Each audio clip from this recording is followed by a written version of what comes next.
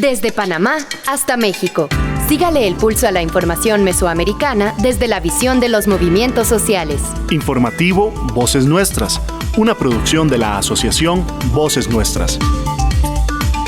Hola, hola, qué alegría volver a encontrarnos. Yo soy Génesis R. Cruz y le doy la bienvenida al informativo mesoamericano Voces Nuestras. Esta semana llegamos a la emisión 905. Muchas gracias por estar del otro lado escuchando, en el bus, en su oficina, en la cocina, en el territorio que habita y defiende cada día. Este espacio es para usted, para entender lo que está pasando en Centroamérica y México, sin miedo a nombrar las cosas por su nombre. Aquí elegimos escuchar a quienes resisten, a las radios comunitarias, a las lideresas, a las juventudes organizadas, a quienes sostienen la vida. Somos una red viva que se teje gracias a nuestras radios aliadas y a la red de corresponsales de nuestra Mesoamérica rebelde. Respire profundo, súbale el volumen y acompáñenos durante los próximos minutos. Arrancamos con los titulares para esta semana. En Nicaragua, dictadura de Ortega y Murillo reclama apoyo económico a la comunidad internacional. En México, viudas de Pasta de Conchos exigen justicia a 20 años de explosión minera. En Costa Rica, caso de violencia sexual en hospital psiquiátrico vuelve a tribunales tras anulación de la condena. En Panamá, fallo sobre puertos de Balboa y Cristóbal profundiza tensiones geopolíticas. En Guatemala, profesionales colegiados decidirán el futuro de la Universidad de San Carlos. En Honduras, primer mes de legislatura bajo la lupa por propuestas populistas y confrontaciones. En México, presidenta Sheinbaum presenta reforma electoral que cambia las reglas de elección popular. En Guatemala, redes de radios indígenas fortalecen defensa territorial frente a la criminalización.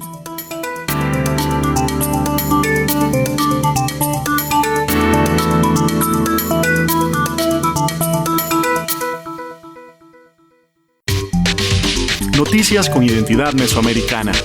Informativo Voces Nuestras.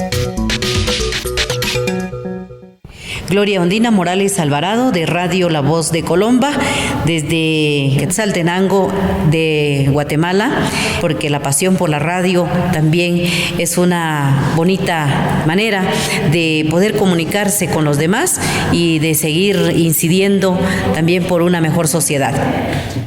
Voces Nuestras, Centro de Comunicación Educativa. Seguimos las voces nuestras. En Nicaragua. Durante la inauguración de un hospital público en la costa caribe nicaragüense, la copresidenta de Nicaragua, Rosario Murillo, reclamó a la comunidad internacional la falta de apoyo económico para las obras sociales impulsadas por su gobierno.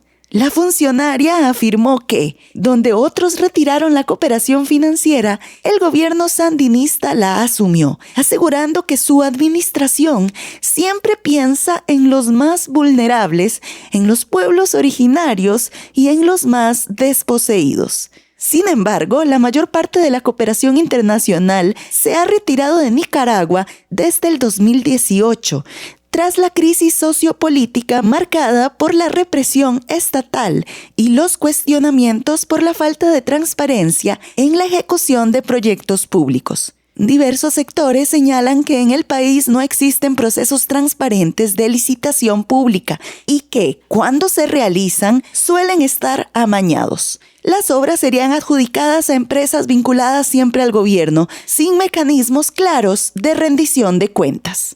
Para el activista opositor Alex Aguirre, la opacidad en la gestión pública impide que países y organismos financieros respalden los proyectos sociales, ya que estos estarían bajo el control directo del régimen de Ortega. Estos fondos no ingresan a un Estado funcional, ingresan a un Estado partido, a ministerios que operan como estructuras político-partidarias, donde se pagan militantes con fondos públicos, donde las planillas están requetinfladas con operadores territoriales y donde los programas sociales que deberían ser para derechos humanos son mecanismos de control, castigo y vigilancia y no son políticas de desarrollo.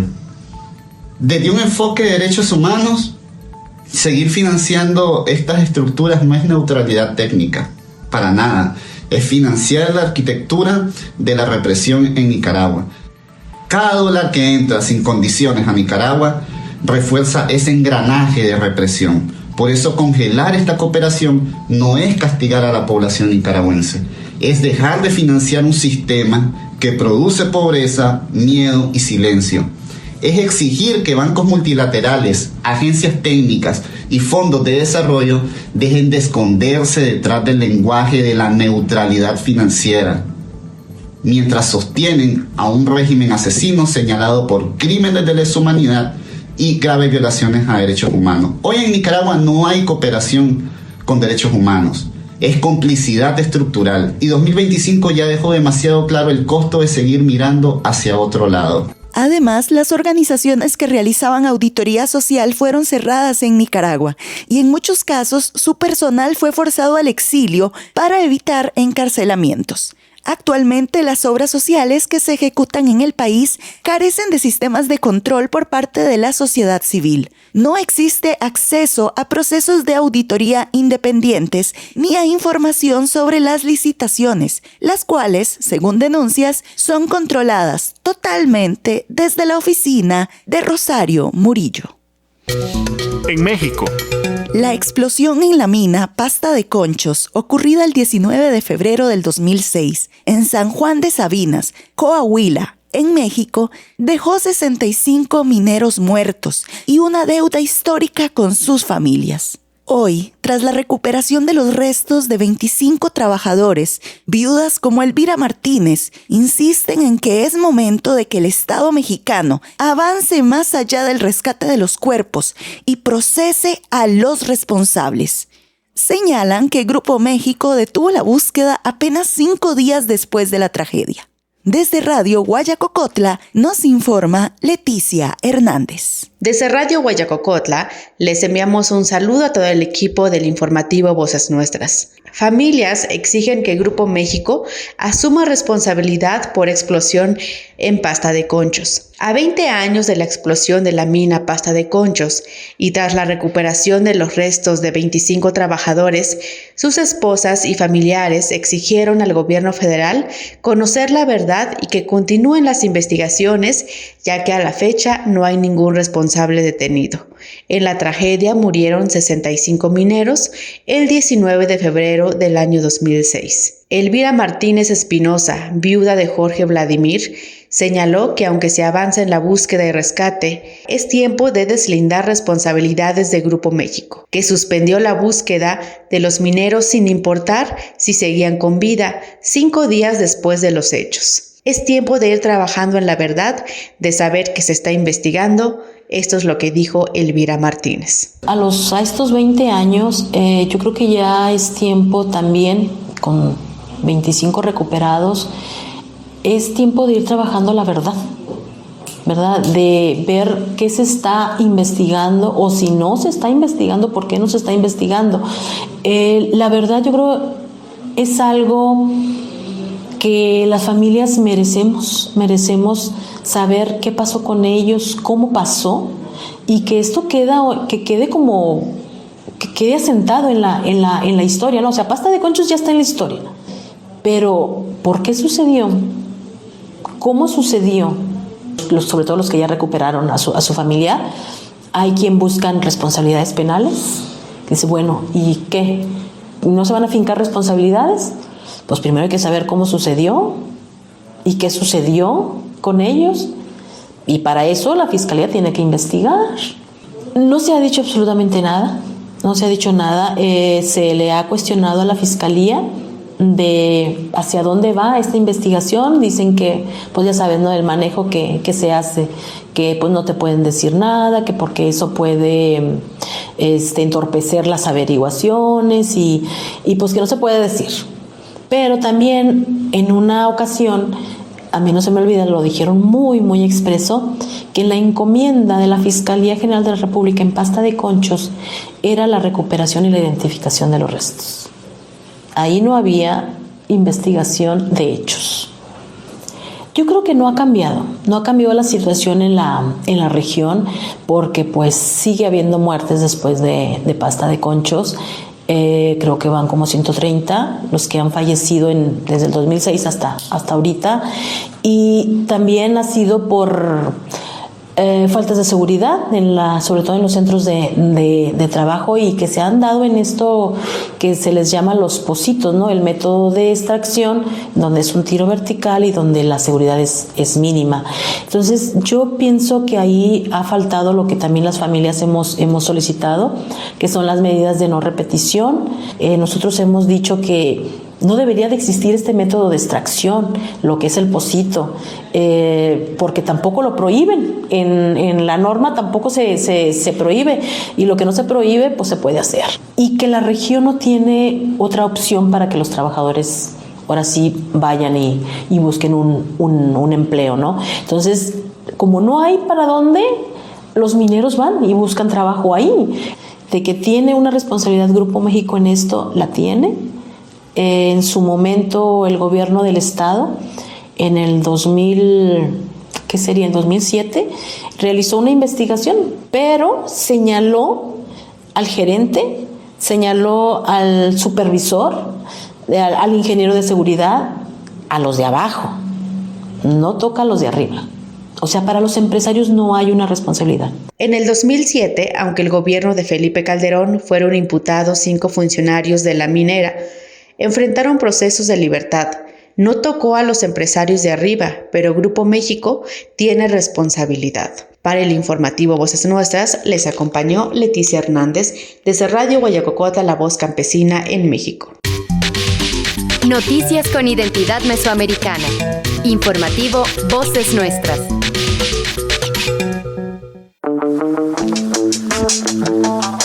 El artigo para mí es la unión de dos cosas que me apasionan: el arte como tal, y llámese arte en general. Para mí la literatura es parte de ese arte. Creerles que desde el arte como herramienta para la protesta podemos impactar de manera diferente, podemos transmitir sentimientos como la rabia, la alegría, la tristeza. Creo que es muy necesario en una sociedad donde debemos de levantar nuestros cuerpos, nuestras cuerpas, nuestros cuerpos, y también manifestarlo desde algo que es tan apasionante como el arte, que ya por sí mismo habla. Y que no sea siempre centralizado, que busquemos también cómo expandirlos para crear esos espacios y que nos encontremos y que creemos redes de apoyo y de resistencia.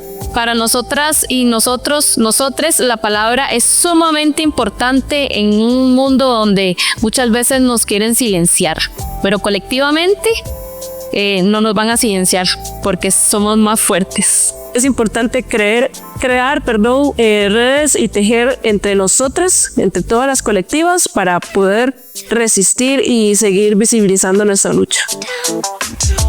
Este es un mensaje de la Colectiva por el Derecho a Decidir. En Costa Rica. El próximo martes 3 de marzo a las 8 de la mañana, en los tribunales de Cartago, en Costa Rica, dará inicio un nuevo juicio contra el psicólogo, exfuncionario de la Caja Costarricense del Seguro Social y exdocente universitario que en marzo del 2024 fue condenado a 111 años de prisión, pena que fue ajustada a 36 años por múltiples delitos de violación en perjuicio de 3 mujeres pacientes del Hospital Nacional Psiquiátrico. Los hechos ocurrieron en el 2013, cuando las mujeres se encontraban internadas en condición de alta vulnerabilidad en esa institución. Según quedó acreditado en el primer juicio, el imputado se aprovechó de su posición de poder y de la condición médica y emocional de las pacientes para agredirlas sexualmente en el contexto de supuestas sesiones terapéuticas. Aunque el Tribunal Penal dictó sentencia condenatoria en el 2024, el fallo fue posteriormente anulado por errores en la fundamentación jurídica de la sentencia. No se trató de falta de pruebas ni descrédito de los testimonios, sino de aspectos técnicos en la redacción de la argumentación jurídica. Esto implica que el proceso debe iniciar nuevamente desde cero y al menos 2 de las sobrevivientes vinculadas al caso tendrán que declarar de nuevo. La anulación de esta sentencia obliga a las sobrevivientes a volver a declarar y con ello narrar con detalle hechos profundamente traumáticos que ya fueron probados ante un tribunal. Una de las sobrevivientes lo explica con claridad. Estoy muy molesta, estoy muy frustrada de que por culpa de una persona yo tenga que volver a contar otra vez todo con lujo de detalles de lo que este tipo me hizo a mí.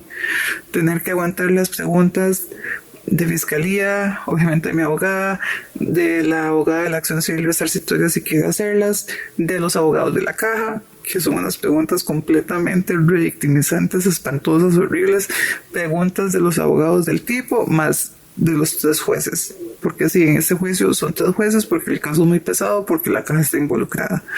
Esto de verdad no debería de pasar. O sea, ¿por qué si los juicios son grabados y son digitados, por qué ellos no hacen una revisión del juicio y hacen arreglan lo que tienen que arreglar? Pero o sea, de nuevo, no fue porque no nos creyeron, o sea, fue por culpa de algo técnico.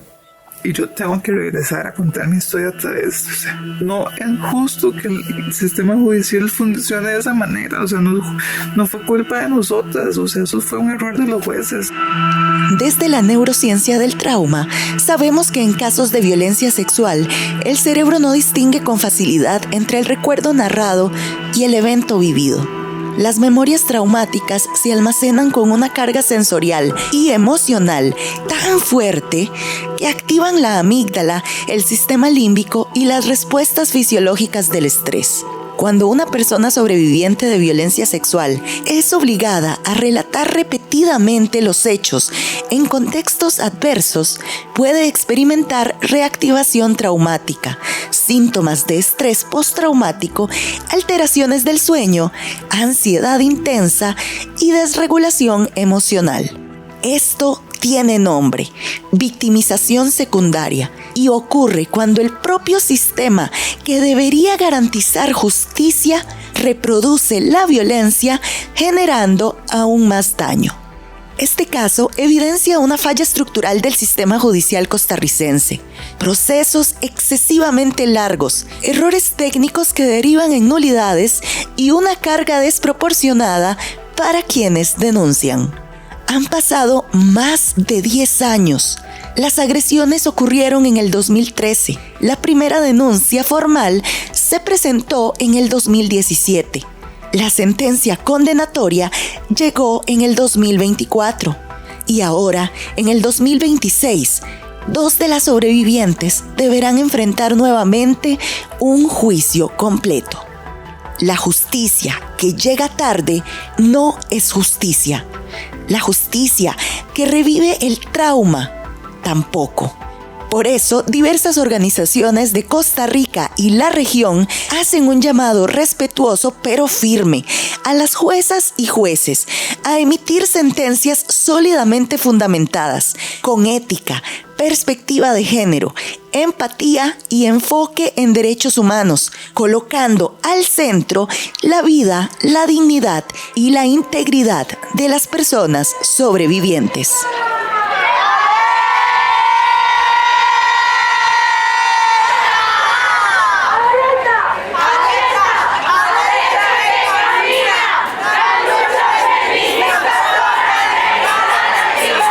A puertas del 8 de marzo, fecha emblemática de lucha, reivindicación y memoria colectiva, las organizaciones hacen el llamado a sostener la lucha todos los días, especialmente cuando alguna necesita que la acuerpemos. Por eso convocan a movimientos de mujeres, organizaciones feministas, colectivas, redes comunitarias y ciudadanía comprometida a acompañar este juicio, mantenerse vigilantes y exigir una sentencia firme y efectiva. Porque si tocan a una, respondemos todas. ¡Que diga que no! Este es un reporte de Génesis R. Cruz desde Voces Nuestras en San José, Costa Rica. En Panamá.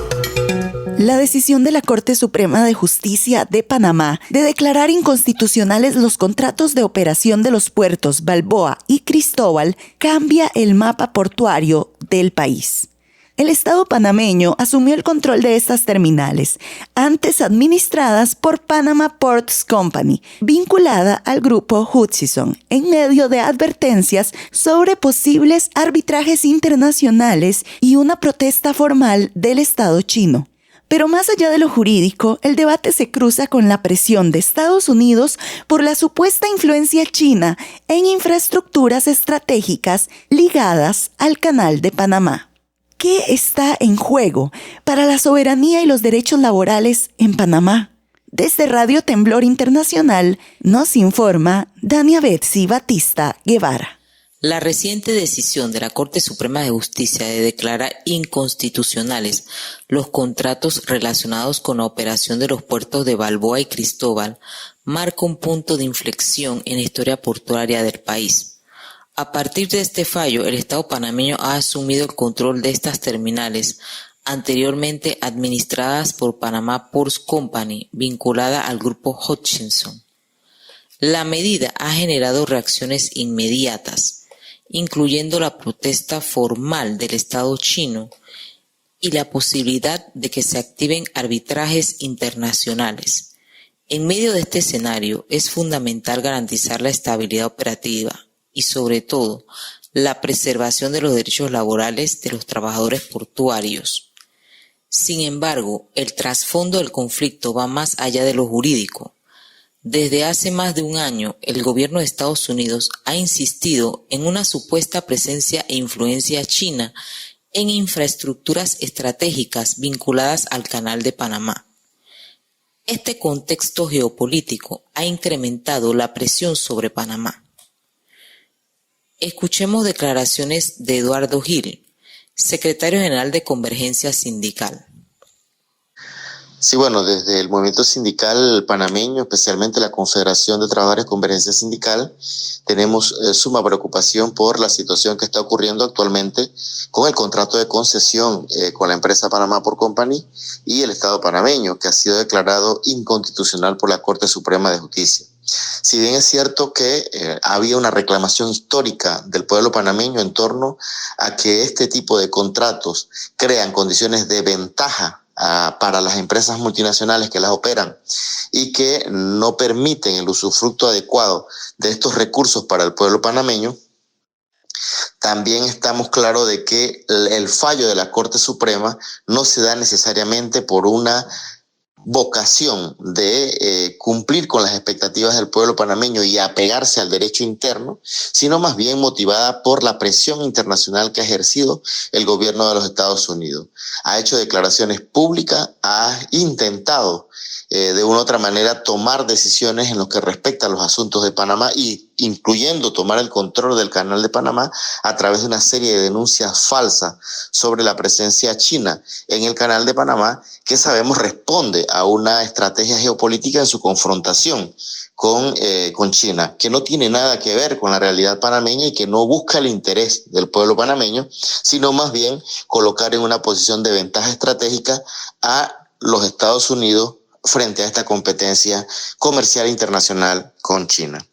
En ese sentido, nosotros vemos con mucha preocupación, primero, la estabilidad con la que podrán gozar los trabajadores ante una incertidumbre jurídica que definitivamente pone en riesgo su estabilidad laboral y las prestaciones acumuladas, más allá de que las empresas se han comprometido a respetarlo, toda vez que toda su contratación está en cuestionamiento jurídico en esa dirección. Y por otro, las repercusiones que puede estar enfrentando Panamá ante las medidas que pueda tomar China sobre este exabrupto que se ha cometido en términos jurídicos. Definitivamente que la forma como se ha procedido en este caso no es una cuestión imparcial, sino que viene sumamente influenciada por las directrices de los Estados Unidos. En momentos como este, Panamá debe actuar con firmeza, transparencia y visión de Estado, protegiendo su soberanía, su estabilidad económica y los derechos del pueblo panameño, sin convertirse en pieza de disputa entre potencias. Desde Panamá, soy Dana Betsy Batista Guevara, Radio Temblor Internacional, para el informativo Voces Nuestras. En Guatemala. En los últimos 15 años, la difusión de material noticioso e informativo, potenciada por el uso de la tecnología, ha permitido que la ciudadanía acceda de manera inmediata a hechos de alto y bajo impacto, contribuyendo a la formación de criterio en diversos sectores sociales.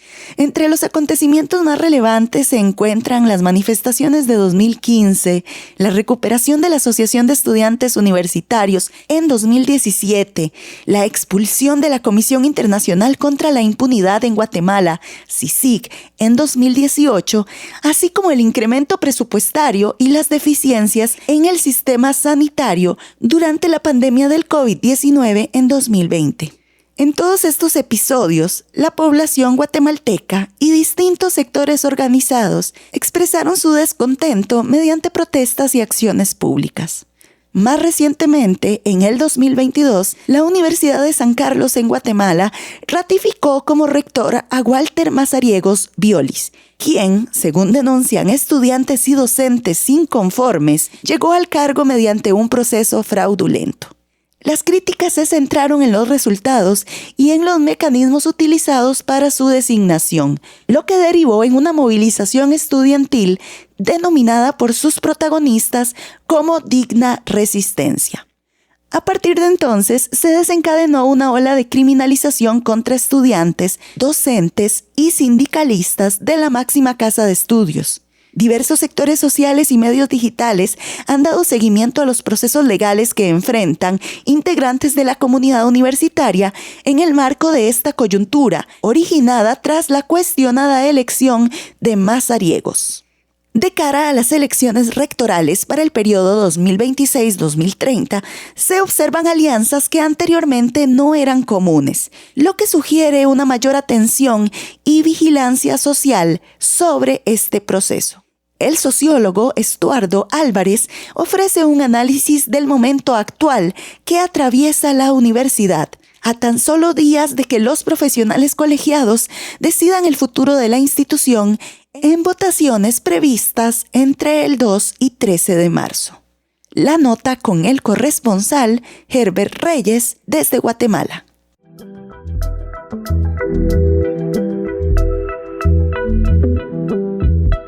Muchas gracias, Estuardo, por aceptar la invitación y por compartirnos el contexto, la coyuntura y tu análisis de lo que se está viviendo ahora en la universidad. ¿Nos puedes comentar cómo han cambiado estas elecciones? ¿En qué modo se han dado las situaciones que estamos viendo? Gracias, Herbert. Es un gusto poder compartir con ustedes. Bueno, mira, yo creo que es importante hacer una reflexión a partir de lo sucedido en el marco de las manifestaciones del 2015, ya que considero que fue un despertar ciudadano y en la cual se permitió generar una articulación democrática orientada al saneamiento de la política mercantilista que se ha instalado en el país y al saneamiento de las instituciones públicas que han sido marcadas por una cooptación generalizada. Claro, en ese marco, en ese año, ese esfuerzo fue fortalecido por un accionar del Ministerio Público con el acompañamiento de la comunidad internacional a través de la Comisión Internacional contra la Impunidad en Guatemala, específicamente en materia de investigación criminal. Y es en ese marco que se presenta precisamente el evento electoral de 2015, durante el cual, como una manifestación de hartazgo ciudadano hacia la clase política, gana las elecciones un personaje hasta cierto punto ajeno a la política nacional, es Jimmy Morales, un comediante conocido por programas de televisión en quien la población vio una posibilidad de cambio. Aunque este personaje estaba acompañado por un vehículo electoral representado por un consorcio de militares retirados, aglutinados en una de las organizaciones más retrógradas de la vida nacional, como es la Asociación de Veteranos Militares de Guatemala, AVEMILGUA. Y aunque el expresidente Morales inició su gobierno manifestando un actuar de total apoyo a la CICIG, eventualmente instaló una batalla frontal en su contra debido a denuncias de corrupción en instituciones públicas en las que se vieron involucradas su hermano y uno de sus hijos. Posteriormente, ante un férreo ataque de sectores que se vieron afectados con la persecución penal, se genera la expulsión de CICIG y el posterior gobierno de Alejandro Yamatei, un político representante de la derecha tradicional guatemalteca, ¿verdad? Este gobierno incrementó considerablemente la criminalización en contra de operadores de justicia que habían participado en esa persecución penal del sistema de corrupción que impera en el país, así como en contra de defensores de derechos y del estudiantado universitario.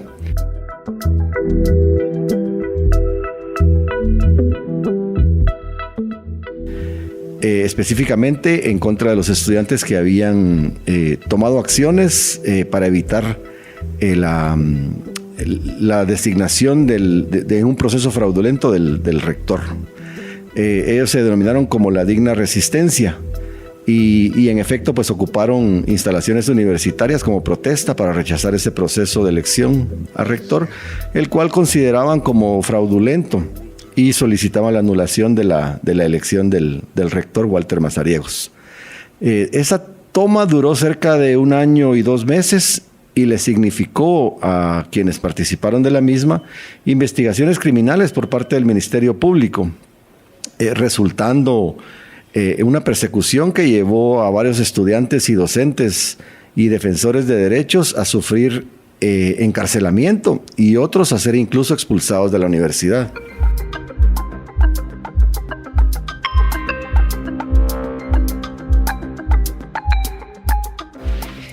A partir de la apertura de las instalaciones universitarias, lo que se veía en el entorno estudiantil era una dispersión del estudiantado y parecía lejana la posibilidad de reestructuración de un movimiento estudiantil que enfrentara una lucha política por rescatar los espacios perdidos ante la cooptación de una gran mayoría de unidades académicas.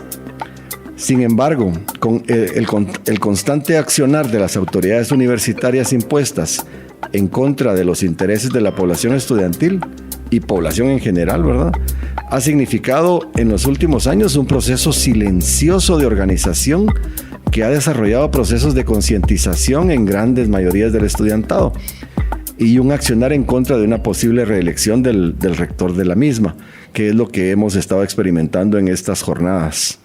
En ese sentido, pues, en este proceso de elección de cuerpos electorales, los cuales serán responsables de elegir al nuevo rector, se han desarrollado unas jornadas de una alta vocación democrática, en las que se han dado victorias determinantes para impedir la reelección del rector,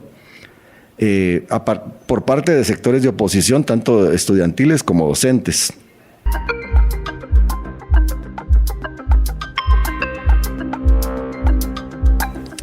En la gran mayoría de unidades facultativas, que son las únicas con el derecho a voto, el estudiantado ha salido victorioso hasta hoy en 7 de las 10 facultades.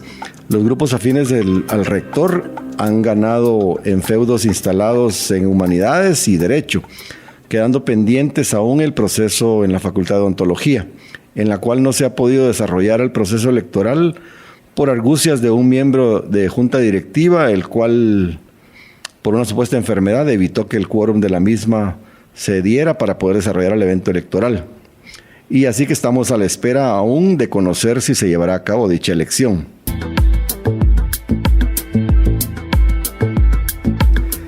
Al día de hoy, 26 de febrero, las planillas de oposición han ganado 12 cuerpos electorales. Eso significan 60 votos de los 171 votos posibles. Y la gente afín al actual rector han ganado 5 planillas, es decir, 25 votos. Ahora corresponde aparte de la que queda pendiente, corresponderá a los profesionales agremiados en los diferentes colegios acudir a las urnas para elegir a las planillas que se convertirán en los electores, que tendrán la responsabilidad de nombrar al próximo rector universitario.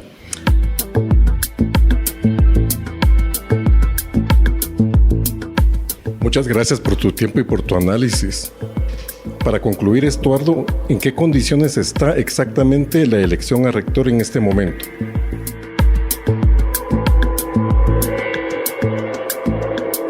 Aquí es importante indicar que para que el actual rector pueda reelegirse, requiere de 2/3 partes de los cuerpos electorales, es decir, 115 votos de un total de 171 votos posibles. Un número, en teoría, imposible de alcanzar en este momento, ya que los sectores de oposición han logrado 60 votos, quedando en disputa 111, con lo cual ya no sería posible alcanzar los 115 necesarios. Sin embargo, los oficialistas podrían optar en un cambio de estrategia e impulsar una candidatura diferente, pero afín a sus intereses.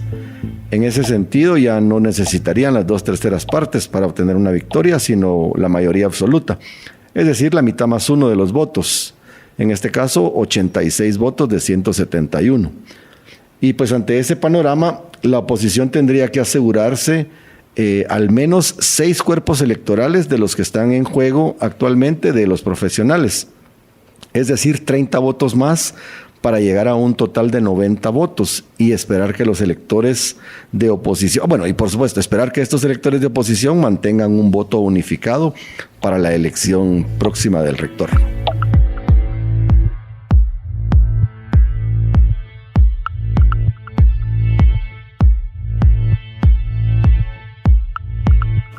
Para el informativo mesoamericano Voces Nuestras, reportó desde la ciudad de Guatemala Herbert Reyes. En Honduras. El Congreso Nacional de Honduras cumple un mes desde el inicio de su primera legislatura y el balance despierta cuestionamientos. Propuestas señaladas como populistas, sesiones marcadas por ofensas entre legisladores y poco debate profundo sobre los principales problemas del país han caracterizado estas primeras semanas. Nos informa Eliana Borjas Coelho desde Radio Progreso. Desde el 25 de enero, cuando arrancó la primera legislatura del Congreso Nacional 2026-2030, se ha observado un panorama o intenciones de sacar a flote un poder legislativo marcado por la falta de consensos. Sin embargo, pese a que diputados y diputadas han presentado propuestas de ley, las iniciativas están diseñadas para generar aceptación popular y responder a cálculos políticos de cara a consolidar el bipartidismo entre nacionalistas y liberales. Y también los invitamos al grupo de oración legislativa Gol Honduras a las 8 de la mañana que vengan. Y al diputado Casaña, que le hemos dado la palabra todos estos días y le hemos venido diciendo que desde este Congreso hay que ser ejemplo. Y les digo, de todo, también de sano, gente que no esté vinculada a vicios, al alcohol, a las drogas, en nada de eso tenemos que estar los compañeros diputados. Mientras las propuestas de fondo siguen en la lista de espera, el hemiciclo ha sido escenario de confrontaciones durante la discusión de la moción exhortativa para que el Ministerio Público realice peritajes a los audios presentados por el consejero electoral Marlon Ochoa. La diputada nacionalista Daisy Andoni apuntó contra la congresista liberal Hiroshka Elvir y le pidió llevar a un psiquiatra al ex candidato presidencial Salvador Nasralla. Yo le quiero decir a la compañera Hiroshka que cuando iba ganando en el CNE el Partido Liberal, ahí sí era legal que fuera ganando Salvador Nasralla. Ahí sí celebraban, ahí sí Ana Paola Hall era buena, ahí sí estaban haciendo bien el trabajo. Solo fue que entraran los votos de los departamentos y ahí sí no. Yo quiero pedirle a la compañera que como buena esposa lleve al psiquiatra a su esposo antes de ser presidente de la República de Honduras y nos vamos a ahorrar bastante. En pocos días de funcionamiento, el actual Congreso Nacional muestra dos caras. Por un lado, legisladores que proponen sin profundidad. Por el otro, legisladores que atacan sin propósito. En ambos casos, el debate real brilla por su ausencia. Así lo ha demostrado el vicepresidente Mario Segura durante la aprobación del Código de Vestimenta para los diputados y diputadas, a quienes mandó a bañarse. Y yo creo que modestamente uno puede venir vestido aquí. Y si no le ajusta, compañero, ahí están los bultos, ¿verdad? Que son buenos y buenos sacos, para buenas marcas. Yo quiero pedirle aquí al mocionante Señor secretario, usted es el emocionante de este. Pues fíjese que yo le iba a hacer una observación. Miren, yo me he pasado por los pasillos y siento unos olores extraños. Agregué que también los diputados nos bañemos, y las diputadas. Con 11 meses de legislatura por delante, el Congreso Nacional tiene el reto no solo de reducir el tono de los enfrentamientos, sino de mostrar que es capaz de legislar con seriedad, con técnica y pensando en quienes apostaron por ellos al prestarles su voto. Eleana Borjas Coello. Nos unen nuestros territorios, nuestras historias, nuestras culturas. Informativo Mesoamericano, Voces Nuestras.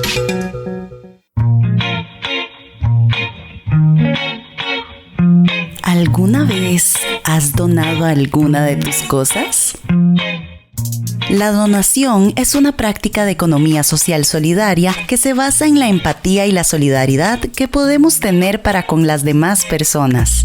En la donación damos o recibimos un bien pensando en ayudar a quien lo necesita sin esperar una compensación inmediata. Esto nos permite tejer lazos humanos que promuevan la sana convivencia, una economía comunitaria y el bienestar colectivo. Así que, ¿conoces a alguien a quien podrías ayudar con una donación? Si está dentro de tus posibilidades, no dudes en donar. Podrás sentir la satisfacción que genera el aportar bienestar a otra persona desde la solidaridad y la empatía. Si querés más información de este tipo, busca el TCU Comer Orgánico y el Programa de Economía Social Solidaria de la Escuela de Sociología de la UCR en las redes sociales.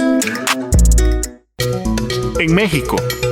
El gobierno de Claudia Sheinbaum Pardo, en México, presentó este miércoles una iniciativa de reforma electoral que propone modificar profundamente cómo se eligen diputados y senadores, poniendo énfasis en que todos los representantes populares obtengan su cargo por voto territorial directo, sin que las cúpulas partidarias impongan listas cerradas de plurinominales. La presidenta insistió en que la medida busca fortalecer la democracia, reducir el costo de los comicios y evitar el influjo de dinero del crimen organizado en las campañas electorales. Desde México nos informa Reina Melchor Rivas desde Radio Teocelo. Un cordial saludo para todas y todos. Este miércoles 25 de febrero, la presidenta Claudia Sheinbaum Pardo presentará la iniciativa de reforma electoral en la que se insiste que quien quiera ser representante popular tiene que ir a buscar el voto en territorio. No puede ser desde listas partidarias, como ha sido hasta ahora con los llamados plurinominales. Afirmó que hay reconocimiento de las minorías, lo que se le llama la representación proporcional existe, solo que debe ser de manera diferente. Reducir los costos en las elecciones, el presupuesto a partidos políticos, incluso de los congresos, reducir los montos de diputados que ganan más que la presidenta y reducir el número de regidores en municipios. Durante la mañanera del pueblo de este martes insistió en que debe existir una mayor fiscalización para que no haya dinero del crimen organizado en las campañas políticas. Nosotros tenemos una propuesta que tiene que ver con principios que siempre hemos defendido. Y es muy importante que se sepa, porque toda esta campaña de una reforma que ni siquiera se ha presentado y que ya la critican, hay reconocimiento de las minorías. Es decir, lo que llamamos la representación proporcional existe, solo que de manera diferente.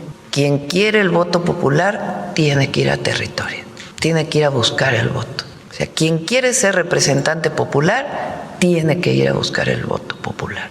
No puede ser a partir de listas partidarias. Ese es el planteamiento que estamos haciendo. ¿Cómo? Disminución de los costos de las elecciones, de los partidos, incluso de los congresos. Ustedes saben que hay congresos estatales que ganan más que la presidenta, los diputados. Hay municipios que tienen 35 regidores. ¿Para qué quieren 35 regidores? Son repartición de todo recurso público. Entonces se trata de reducir no solo el costo de la elección, sino de las representaciones populares y la democracia participativa. En fin, esencialmente esa es la mayor fiscalización para el tema de que no haya dinero malo en campañas. Esa es esencialmente la propuesta. Entonces, lo que les planteé a los partidos que me llevaron al gobierno, Morena, que me postularon, el PT y el Verde, pues esta es la propuesta, considérenla. Entonces dijeron, bueno, vamos a considerar. Para nosotros ya está la propuesta. Y es un asunto de cumplir con lo que nos comprometimos con la gente. El retraso de la presentación se debe a que los partidos aliados a Morena, el caso del PT y Partido Verde Ecologista de México, se han manifestado en contra de reducir el número de plurinominales y han anunciado votar en contra. El debate está por iniciar en la Cámara Alta y Baja del Congreso Federal. Para Contacto Sur reportó desde Radio Teocel en Veracruz, México, Reina Melchor Rivas. En Guatemala. En un contexto de creciente criminalización y presiones de grupos de poder en Guatemala, las redes de comunicación Junnaoj y Mayacat impulsan un proceso de formación para pasar del micrófono a la acción concreta en defensa de los territorios indígenas. Desde la Federación Guatemalteca de Escuelas Radiofónicas, FEGER, junto al acompañamiento jurídico del Bufete para Pueblos Indígenas, se fortalece la identidad del periodista comunitario como una persona defensora de la vida y del territorio. Nos informa Federico Boll desde Radio La Petenera. Entre las fechas 19 y 20 de febrero del presente año, en Ciudad Capital, comunicadoras y comunicadores de las diferentes regiones recibieron dicha temática impartida por el licenciado Edwin Aspac con el fin de fortalecer los conocimientos y derechos del comunicador comunitario. Al respecto, Tania Morales, del territorio Xinca, se refiere sobre los retos y lucha por la defensa de los derechos de las comunicadoras y comunicadores del departamento de Santa Rosa. Sabemos que los que estamos tomados en cuenta como periodistas comunitarios tenemos siempre los retos más grandes con respecto a la criminalización de muchos aspectos.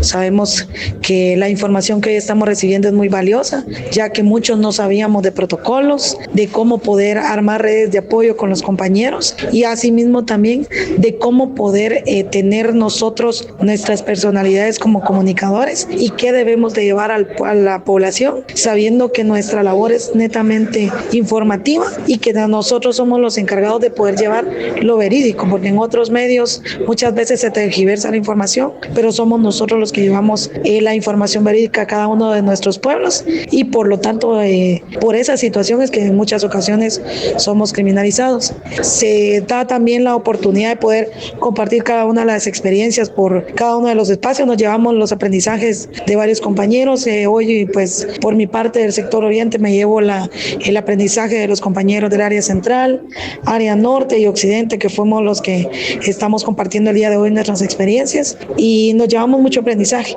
Definitivamente nos llevamos mucho material para poder implementarlo en nuestros espacios de trabajo y poder llevar una comunicación de calidad y también tener el resguardo de que nosotros sabemos qué hacer en muchos protocolos que son necesarios y como comunicadores comunitarios debemos de tenerlos. Hemos tenido unos avances impresionantes. Hacíamos esa comparativa de que en años anteriores el único medio que servía para poder recibir información del gobierno eran los medios tradicionales y las redes sociales de esos medios tradicionales. Sin embargo, ahora si nosotros tomamos ya desde el 2023 a la fecha, muchos de los medios de comunicación de los grupos comunitarios somos los que ya somos referentes de la información que el pueblo pide. Ya no se van netamente a la noticia que pueda circular en los medios tradicionales, sino que ya se van con la información que podemos proporcionar a las diferentes páginas, tomándonos como un referente de una información que sea verídica.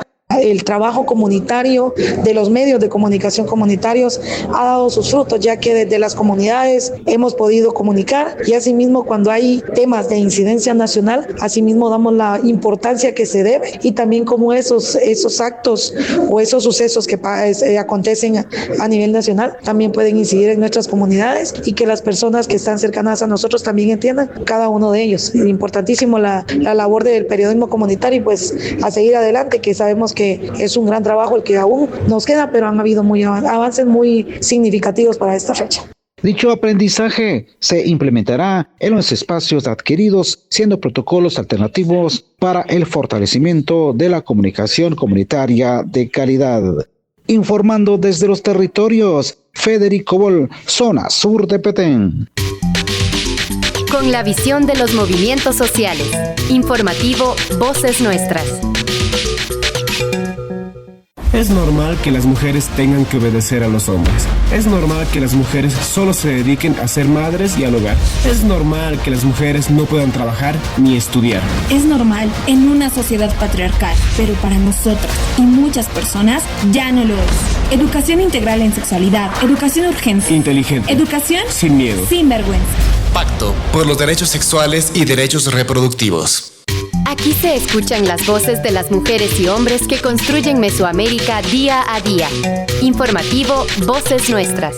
Así cerramos la emisión número 905 del informativo mesoamericano Voces Nuestras. Muchas gracias por acompañarnos una vez más y por elegir informarse desde una mirada crítica, comunitaria y comprometida con la dignidad de nuestros pueblos. Aquí no solo contamos lo que pasa, aquí conectamos las luchas, los territorios y las voces que muchas veces no aparecen en los grandes titulares. Agradecemos profundamente a las radios comunitarias que nos retransmiten, a nuestras y nuestros corresponsales en toda la región y a cada organización aliada que hace posible este tejido regional de información.